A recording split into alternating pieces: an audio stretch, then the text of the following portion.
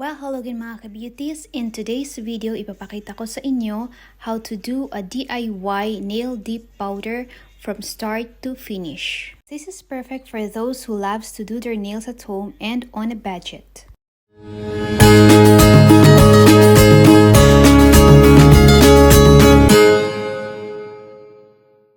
Now, without further ado, let's unbox yung ating dip powder nail kit.